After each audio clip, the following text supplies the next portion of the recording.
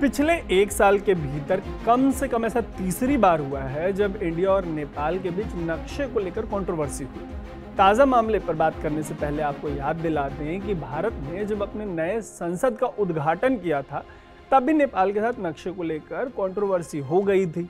इसके बाद नेपाल की राजधानी काठमांडू के एक नेता ने ग्रेटर नेपाल, अखंड नेपाल का मैप ही छपवा दिया। सबसे लेटेस्ट मामले में हुआ यह है कि नेपाल ने अपने करेंसी पर भारत के इलाकों को छापने का फैसला किया है।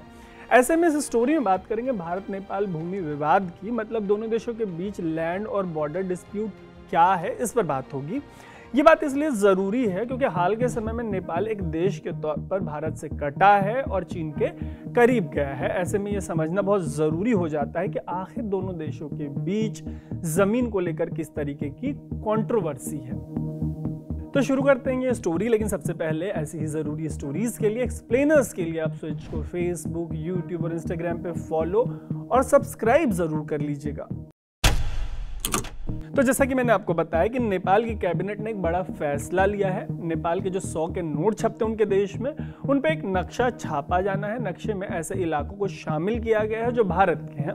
भारत के उत्तराखंड के इन हिस्सों को नेपाल अपने हिस्से के तौर पर दिखा के जो 100 के नोट होते हैं उनके, उनमें नक्शे के तौर पर छापेगा। इस मामले पर भारत के विदेश मंत्री एस जयशंकर ने प्रतिक्रिया दी है। उन्होंने कहा है कि नेपाल के इस तरीके के एक तरफा फैसले से जमीनी हकीकत जो जमीनी स्थिति है वो नहीं बदल जाएगी। जिन इलाकों को लेकर नेपाल कंट्रोवर्सी कर रहा है उससे जुड़ा एक मैप 4 साल पहले ही नेपाल की संसद में सर्वसम्मति से स्वीकार कर लिया गया था। हालांकि भारत और नेपाल के जो प्रधानमंत्री रहे हैं उन्होंने इस बात पर सहमति जताई है कि जो जमीन का जो विवाद है उसको डिप्लोमेटिक चैनल्स के थ्रू, राजनयिक जो चैनल्स होते हैं उनके जरिए सुलझाया जाएगा। हालांकि नेपाल ने एक तरफा निर्णय में अपने नोटों पर जिन इलाकों को लेकर विवाद कर रहा है नेपाल, उसे नक्शे के तौर पे इन नोटों पर छापने का जो फैसला उस पर अंतिम मुहर लगा दी है।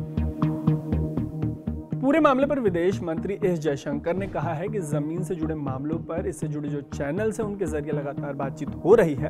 हालांकि फिर भी नेपाल, जैसा कि मैं बार बार बता रहा हूँ, कि उसने एक तरफा फैसला लिया है कि वो 100 के नोटों पर नक्शा छापेगा कंट्रोवर्शियल इलाकों का। हालांकि 4 साल पहले जब इससे जुड़े नक्शे को अपनाया गया था तब इस पर आम सहमति थी, लेकिन उसी तरह की आम सहमति नक्शे को करेंसी पर 100 के नोटों के छापने वाले फैसले पर नेपाल की राजनीति में, नेपाल की संसद में देखने को नहीं मिली। तो जिन इलाकों को लेकर कंट्रोवर्सी है वो इंडिया, नेपाल और चाइना के ट्राई जंक्शन पे आते हैं। मतलब जो स्थिति डोकलाम को लेकर थी, कुछ वैसी सी ही स्थिति, एग्जैक्ट नहीं लेकिन वैसी सी ही स्थिति, समझने के पर्पज से ले सकते हो उसको। जिन जगहों को लेकर नेपाल ने विवाद पैदा किया वो उत्तराखंड के पिथौरागढ़ इलाके में शामिल है। इनमें लिम्पियाधुरा, लिपुलेख और काला पानी जैसी जगहों का नाम शामिल है। लंबे समय से नेपाल इन जगहों को लेकर विवाद पैदा करता रहा है। अगर आपने इस इशू को फॉलो किया होगा तो आपको ये बात पता होगी। नेपाल ऐसा क्यों कर रहा है उसके पीछे एक इतिहास है। एक जमाने में नेपाल पूरब में तीस्ता से लेकर पश्चिम में सतलज तक फैला हुआ था। 14 से लेकर 1816 तक चले युद्ध में नेपाल अंग्रेजों से अपना एक बड़ा हिस्सा हार गया। इसके बाद जीते हुए इलाकों को भारत का हिस्सा बना दिया गया। नेपाल और अंग्रेजों के बीच 4 मार्च 1816 को इससे जुड़ी सुगौली संधि पर दस्तखत करवाए। इस संधि के बाद, जैसा कि मैंने आपको बताया, कि जो हिस्सा अंग्रेजों ने जीता था वो भारत का हिस्सा बन गया और आज़ादी के बाद से वो परमानेंटली भारत का हिस्सा है। हालांकि आज़ादी के बाद से नेपाल लगातार जमीन को लेकर भारत के साथ विवाद करता आया है। जो लोग इस विवाद से जुड़ी बातचीत में शामिल रहे हैं, कई सारी ऐसी मीडिया रिपोर्ट्स हैं जिनमें उनका दावा रहा है कि आई.के. गुजराल जब भारत के पीएम थे तब उन्होंने एक बड़ी बात कही थी। आई.के. गुजराल को लेकर दावे इस तरीके के किए जाते हैं कि नेपाल को लेकर उन्होंने कहा था कि अगर इन इलाकों को लेकर नेपाल इनसे जुड़े सबूत देता है कि ये इलाके उनके थे तो भारत ये इलाके उनको वापस दे देगा।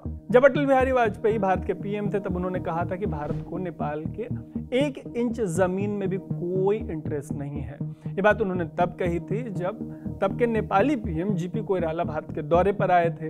लेकिन सदा की तरह दोनों देशों के बीच जो जमीन से जुड़ी बातचीत थी वो उस तरीके से कभी आगे नहीं बढ़ पाई। पीएम मोदी के आने के बाद ऐसा लगा था कि दोनों देशों के बीच इस मामले में डेवलपमेंट देखने को मिलेगी, लेकिन कोई बहुत बड़ा बदलाव इनके दौर में भी, इनके लीडरशिप के टाइम में भी, पिछले 10 साल में भी देखने को नहीं मिला। इस बीच नेपाल में राजशाही से लोकतंत्र जैसा बड़ा बदलाव हुआ। इस बदलाव में भारत नेपाल का साथ ही रहा। 2005 से 2014 तक नेपाल की संसद और संविधान को भारत ने रूपरेखा देने का काम किया। हालांकि मधेशिया और नेपाल के संविधान से जुड़े मामलों में भारत जिस तरीके से जो वहाँ की माइनॉरिटी उनका हक चाहता था, उसकी वजह से नेपाल और भारत के रिश्तों में जो दरार आई, ये खटाई में पड़ गए। और जो वहाँ की कम्युनिस्ट पार्टी है, उसका कभी भी भारत को लेकर रवैया जो है वो नर्म नहीं रहा। इन तमाम वजहों से भारत और नेपाल के बीच 134 दिनों का ब्लॉकेड रहा। इस ब्लॉकेड की वजह से नेपाल की ज़रूरत की चीज़ें उस देश तक नहीं पहुंच पा रही थी। ऐसे में नेपाल ने चीन को अपना दोस्त बना लिया, उनके साथ ट्रेड और ट्रांजिट एग्रीमेंट पर दस्तखत कर लिया, ताकि आगे कभी भारत से रिश्ते बिगड़े तो उन्हें चोक मत होना पड़े, ज़रूरत की चीज़ें उन तक पहुँचती रहें। हालांकि तब से लेकर अब तक भारत और नेपाल के रिश्ते कभी भी पूरी तरीके से पटरी पर नहीं लौट पाए। 2018 की शुरुआत में नेपाल में नए संविधान के तहत पहला इलेक्शन हुआ। इसमें कम्युनिस्ट पार्टी ऑफ नेपाल को प्रचंड बहुमत मिली। पीएम बने केपी शर्मा ओली। पीएम रहते ओली ने 2020 में, जैसा कि मैंने आपको बताया अभी से 4 साल पहले, उस नक्शे पर मोहर लगवाने का काम किया जिसमें भारत के हिस्सों को उन्होंने नेपाल का हिस्सा दिखाया है। तब यह प्रण लिया गया कि उत्तराखंड में मौजूद 372 स्क्वायर किलोमीटर के हिस्से को नेपाल का हिस्सा बनाया जाएगा। जैसा कि मैंने आपको स्टोरी की शुरुआत में बताया कि तब से अब तक नेपाल कई बार भारत के साथ मैप को लेकर विवाद कर चुका है। ऐसे ही विवाद का एक उदाहरण है, तब जब भारत के संसद का उद्घाटन हुआ था, तब भारत ने नई संसद के उद्घाटन के समय एक वृत्त चित्र लगाया था।